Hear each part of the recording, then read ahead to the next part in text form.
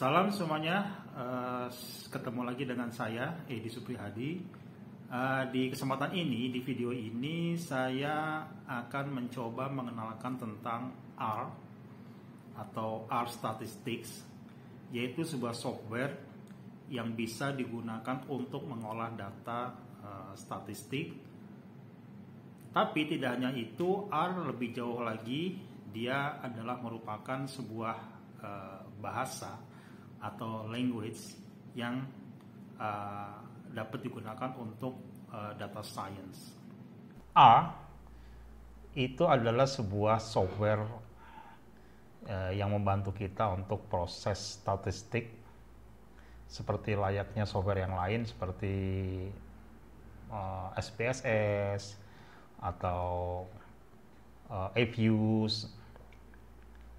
Tapi tidak hanya itu, R adalah sebuah lebih luas lagi. Dia merupakan sebuah language atau bahasa di data science. Dari sisi ranking, R juga sangat populer. Di sini ada survei di tahun 2016 sampai 2018 bahwa walaupun masih di bawah Python, R sangat populer juga di dunia data science dan machine learning.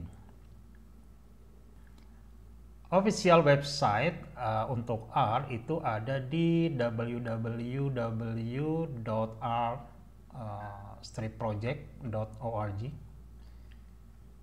Kita bisa langsung saja akses ke sana. Nah, di sini ada versi yang terakhir adalah versi 4.1. Kebetulan baru saja rilis nih di tanggal 10 Agustus 2021. Platform yang tersedia ada versi untuk Linux, Mac, dan juga Windows. Jadi karena dia dibangun menggunakan open source, dan sehingga dapat digunakan, mereka berusaha dapat digunakan di semua platform. Untuk packages, atau kita biasa sebut dengan tool atau paket atau library, di sini sudah tersedia. Kita klik link packages di sini. Nanti akan muncul puluhan ribu daftar paket-paket yang tersedia, yang bisa di sort by date of publication atau sort by name. Kita tinggal pilih saja. Jadi untuk paket, yang kita lakukan adalah yang pertama, kita search paketnya dulu, kita cari paketnya dulu yang kita butuhkan, lalu kita install, dan kemudian kita load paket tersebut. Karena setelah diinstal, belum bisa digunakan kalau belum di load. Oke, nah di sini ada listnya. Kita bisa sort by date atau sort by name. Oke lah, kita sort by name. Nah, ini ada banyak, ada 18.000 lebih, tergantung kita membutuhkan apa. Sebagai contoh, saya sedang melakukan riset tentang dengan menggunakan guards. Saya tinggal search saja guards. Oke. Nah, ini ada guards, ada banyak. Nah, ini jadi kita bisa baca dulu sebelum kita install. Inilah nama package-nya, fguards. Nah, ada lagi mfguards. Nah, ini kita bisa klik. Nah, kita bisa baca. Lalu di sini ada manual reference-nya berupa PDF. Jadi sangat lengkap. Kita bisa open. Ini adalah manualnya. Sekarang saya akan tunjukkan bagaimana menginstal R setelah kita download filenya sesuai dengan platformnya. Apakah kita bekerja di Windows, Mac, atau Linux. Di Linux, karena saya bekerja di lingkungan Linux lebih mudah untuk menginstal R. Karena dalam paketnya dia, dalam paket Linux yang tersedia, dia sudah menyediakan R di cloud servernya. sehingga kita tidak perlu download. Caranya kita buka terminal, lalu kita ketik dnf install R. Dia akan langsung mencari di server. Nah, ini proses instalasi. Kita ketik yes.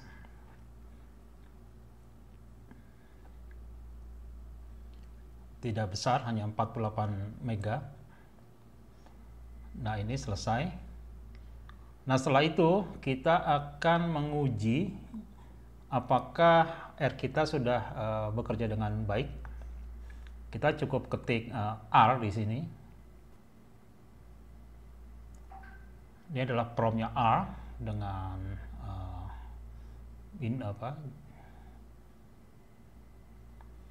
sebagai contoh kita coba, misalkan kita punya variabel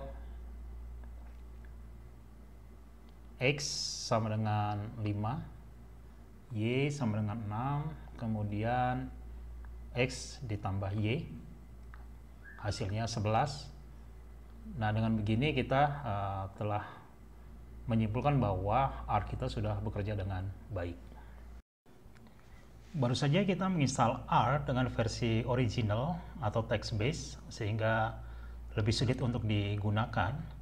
Tapi ada sebuah komunitas yang membuat versi R menjadi lebih mudah, yaitu versi GUI yang disebut dengan RStudio. Kita bisa akses ke websitenya dan download di sana. Namun bagi pengguna Linux, ini sangat mudah juga dilakukan instalasinya, karena RStudio pun sudah tersedia di servernya Linux. Sehingga untuk menginstalnya, kita cukup menggunakan perintah dnf seperti tadi. Dnf install RStudio desktop.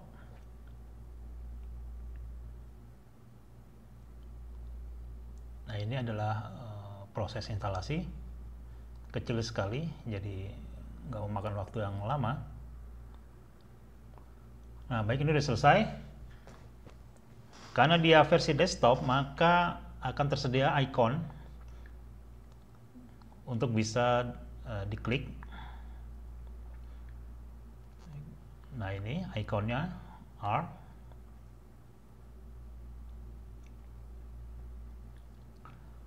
Ini adalah versi desktopnya ya, versi GUI-nya. Sebenarnya mirip dengan tadi, ada beberapa fitur-fitur yang ditampilkan sehingga memudahkan kita untuk menggunakannya. Banyak jendela-jendela kecil. Ini adalah jendela utama seperti tadi persis ya. Kita coba lakukan seperti hal yang tadi, X sama dengan 5, Y sama dengan 6, kemudian X plus Y, hasilnya sama, yaitu 11. Berikut saya akan tunjukkan bagaimana menginstal package atau paket ya. Di jendela RStudio ini, di sini ada jendela kecil, tab packages. Di sini menjelaskan bahwa berikut adalah paket-paket yang sudah kita miliki, sudah kita install, baik secara default maupun sudah pernah kita install secara manual. Kalau kita ingin menambah paket atau menginstal paket, kita tinggal klik di install R packages ini, lalu kita cari apa yang ingin kita install. Sebagai contoh, kita akan menginstal fguards. Oke, nah dia menemukan ini, kita klik dan kita install. Di sini ada proses instalasi. Nah, berikut sudah selesai instalasinya. Nah, kalau kita lihat di sini, sekarang fguards sudah muncul di tab packages ini yang barusan kita install. Nah, untuk mengeloadnya kita tinggal klik di checklist ini. Nah, berikut adalah loading dari library yang sudah kita install tadi. Sebenarnya perintahnya ini aja sebenarnya. Jadi untuk menginstal packages tinggal ketik, misalnya di sini ya, tinggal ketik install packages, nama package-nya apa? Misalkan F-Guards. Lalu setelah itu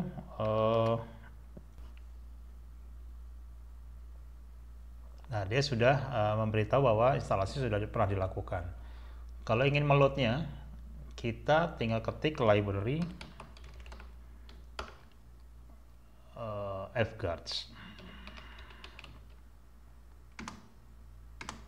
Oke. Variable and objects. Di R itu dalam penggunaannya ini adalah basic ya, jadi kita harus mengerti dulu tentang variabel dan objek. Apa itu variabel dan objek? Variabel itu adalah tempat penampungan sementara ya. Jadi contohnya misalkan kita bisa nulis seperti X sama dengan 5, Y sama dengan 6. Nah, X ini adalah sebuah variabel dan Y juga variabel. Misalkan Z sama dengan X plus Y. Ini adalah sebuah variabel.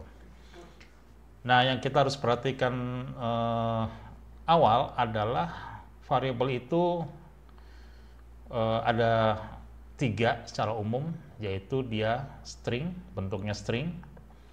String itu maksudnya huruf atau karakter ya, atau kata. Terus juga numerik itu angka ya, dan dia berupa date atau time atau date time. Sebagai contoh, misalkan A sama dengan komputer. Nah, ini maksudnya adalah A adalah variabel dengan jenis string, karena dia berisi sebuah rangkaian huruf ya atau karakter. Jadi ini contoh dari variabel string. Atau bisa juga B sama dengan 5,6 misalkan. Ini adalah numerik, karena 5,6 ini adalah numerik angka. Nah, bedanya kalau string itu ada tanda kutipnya. Kalau angka dia tidak ada tanda kutipnya. Nah, ini C adalah bentuk dari variabel yang berisi tanggal. Yang harus kita perhatikan adalah format tanggal seperti ini. Jadi ini tahun, terus strip ini bulan, dan strip ini tanggal. Atau kalau mau lengkap date time, bentuknya seperti ini. Jadi tahun, bulan, tanggal, jam, menit, dan detik. Oke, selain itu ada jenis lagi yang disebut dengan objek, atau ini objek. Apa itu objek? Objek itu adalah sebenarnya tempat penampungan sementara juga seperti variabel, tapi dia jauh lebih luas. Dia meliputi variabel juga, jadi dia bisa string juga, bisa numerik, bisa date time, bisa array, bisa matrix, bisa data frame, files, atau gambar, images, atau video, dan lain-lain. Jadi dia tidak hanya string numerik sama date, tapi dia bisa banyak, bisa macam-macam, bisa berjenis apa aja. Contoh nah ini nih. Kalau di bedanya dengan variabel, variabel itu menggunakan sama dengan. Tapi kalau objek, dia menggunakan tanda panah ke dalam atau gini ya. Jadi ini tidak sama dengan dia bukan sama dengan, tapi dia biasanya dalam dunia programming disebut dengan assigned. Jadi maksudnya A diassign computers, atau sama aja dengan mirip dengan A sama dengan komputer tadi ya, tapi ini dia A ini adalah sebuah objek. B objek yang berisi 5,6. Ya mirip dengan ini ya, tapi dia berjenis objek karena dia pakai tanda panah ini. C date. Nah, bedanya kalau objek itu bisa berisi lebih dari variabel. Kalau variabel hanya terbatas di 3 tadi. Kalau objek satu seperti ini, D sama D di-assign sebagai deretan angka nih, atau array kita sebutnya ya. Jadi D berisi 1, 2, 3, 4, 5. Jadi ada sebuah urutan data di dalamnya. Lalu E bisa juga gini nih. E dia merupakan objek dari sebuah CSV file misalkan. Jadi E di-assign sebagai table dari data CSV. Jadi dia bisa berupa data CSV. Oke, yang terakhir buat catatan saja. Di sini bahwa ada fungsi sdate yang digunakan untuk mengkonversi data string menjadi date atau sebaliknya. Maksudnya gini, contohnya gini. Misalkan seperti ini nih. 2021 nih, tahun 2021 12/31. Ini kan si komputer nggak tahu nih, ini dia date apa memang string. Kan bisa aja kita membuat sebuah string yang tulisannya begini. Bisa aja kan, jadi si R ini dia tidak bisa menentukan begitu aja kalau ini adalah sebuah date. Makanya kalau ada format seperti ini, kita harus beri di depannya nih. Jadi di sini ada sdate ini. Supaya apa? Supaya data ini dikenali sebagai date, format date, bukan string. Di akhir video ini saya akan mengenalkan sedikit tentang visualization. Seperti layaknya software statistik yang lain, visualization itu sangat penting agar kita dapat memahami dan menyimpulkan apa yang ada pada data kita. Visualization secara umum bentuknya adalah chart.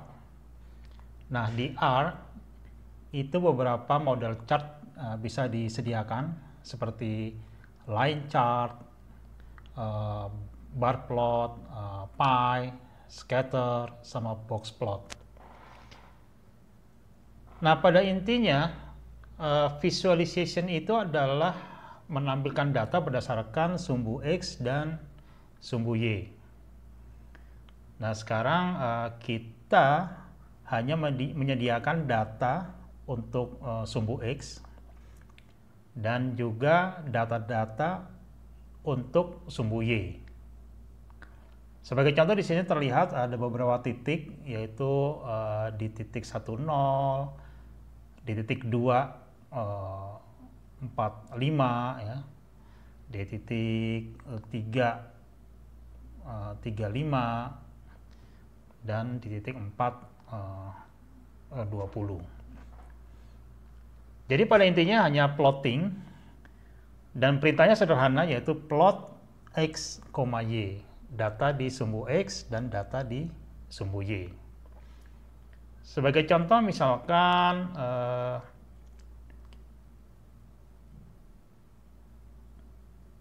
kita punya X, datanya adalah 1, 2, 3, 4 dan Y datanya adalah sebagai contoh 10, 15, 20 dan 35. Nanti kita tinggal masukkan perintah plot X, Y. Oke, sekarang kita akan coba plotting. Ini kita tadi sudah punya objek A dengan rangkaian data 1, 2, 3, 4 dan objek B rangkaian data 10, 20, 30, 40. Coba kita tes dengan plot. Plot sebagai sumbu X-nya itu adalah A, sumbu Y-nya B. Kita enter.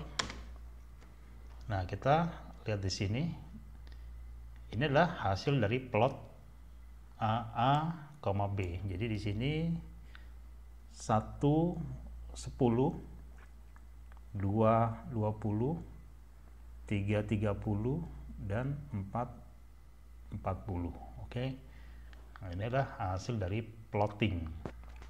Kita akan coba, saya punya data CSV ini. Coba kita buka dulu menggunakan spreadsheet. Nah, ini adalah data CSV saya.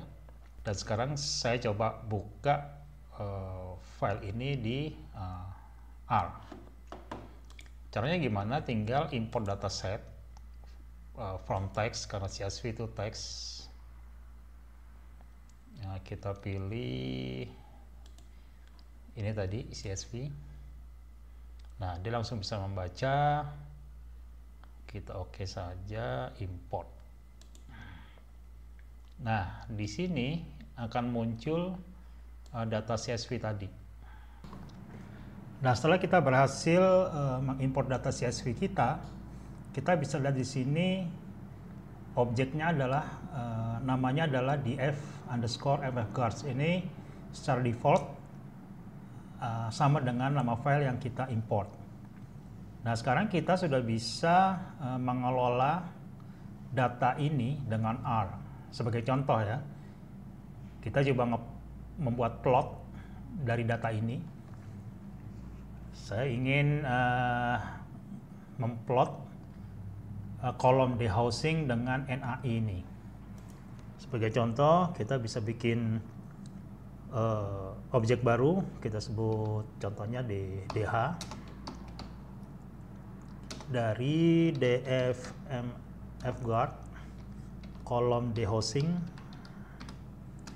kemudian NAI df_mfguards NAI, lalu kita coba plot sumbu X-nya NAI dan sumbu Y-nya DH. Nah, ini terlihat di sini plottingnya. Dari sini kita bisa mudah menyimpulkan apa yang terjadi pada data kita.